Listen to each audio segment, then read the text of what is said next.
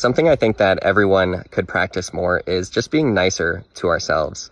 Most of us have an inner critic that is constantly judging us and criticizing us and making us feel ashamed and unworthy whenever we don't live up to some ideal that we have of ourselves. And we develop this through our conditioning in society. We're raised by this process of reward and punishment, where when we do something good, we are rewarded, and when we do something bad, we are punished verbally or physically or emotionally. So we internalize that, and we start to punish ourselves so that we don't receive that external form of punishment.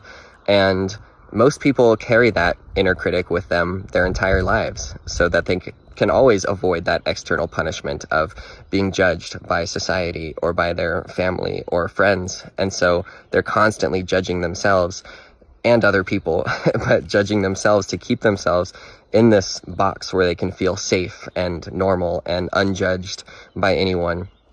But that box becomes like a prison where you don't feel free to express yourself. You don't have belief in yourself. You don't feel confident or worthy of things. You always keep playing this small victim mentality, and it's miserable.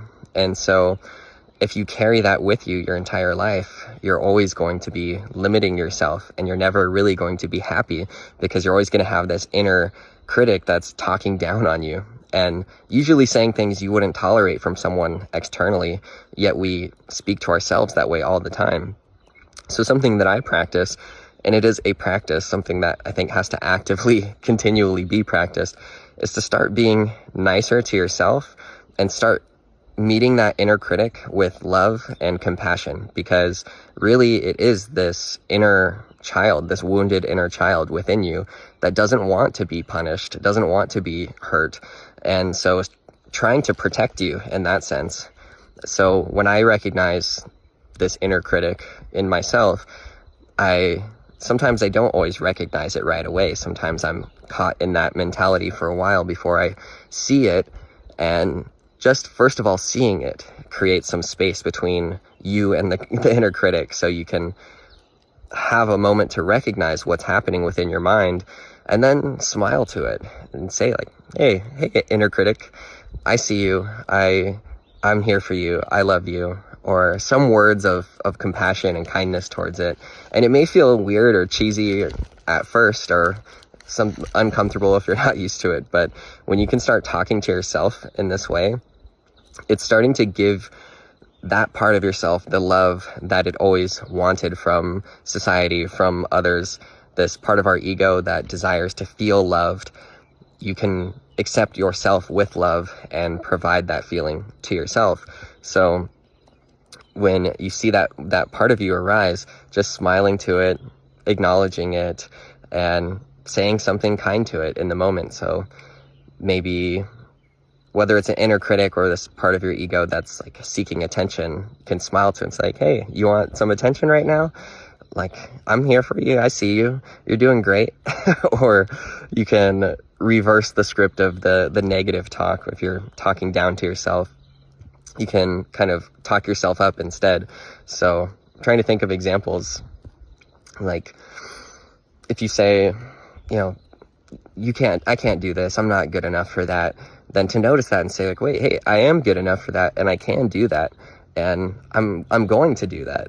I will do this. I've got this. Just having more positive talk to yourself, and you'd be amazed at how much more joy you'll have in your life when you start to befriend yourself and become your best friend instead of your worst enemy. Because this journey of life, while we have many friends and family and relationships that come and go, you are always with you, and you always will be with you. And so you don't want to have this negative inner critic as a roommate living within you. You want to have someone that is loving and supportive and kind to go through this life with. You want your inner dialogue to be one of encouragement and positivity and self-assurance. And that's possible to feel and to experience. And it comes through us having awareness of this inner dialogue in the way that we speak to ourselves, and starting to reframe our way of thinking in a way that's more positive, more loving, more kind.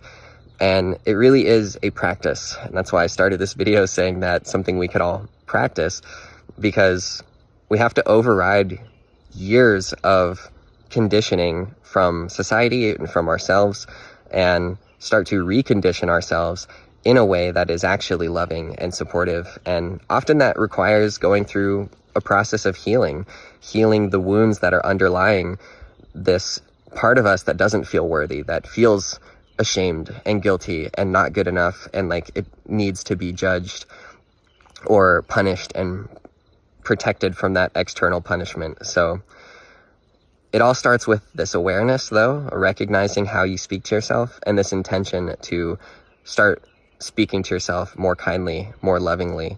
And when you start to love yourself, then you can start loving everyone else. When you stop judging yourself, you won't judge other people either. And it's such an interesting mirror that we have with ourselves and the world. But the way that we experience the world is filtered through our minds. So when you create a loving, positive, joyful mind, you start to see that in the world, and you start to perceive a positive, loving, and joyful world. So notice the way that you talk to yourself.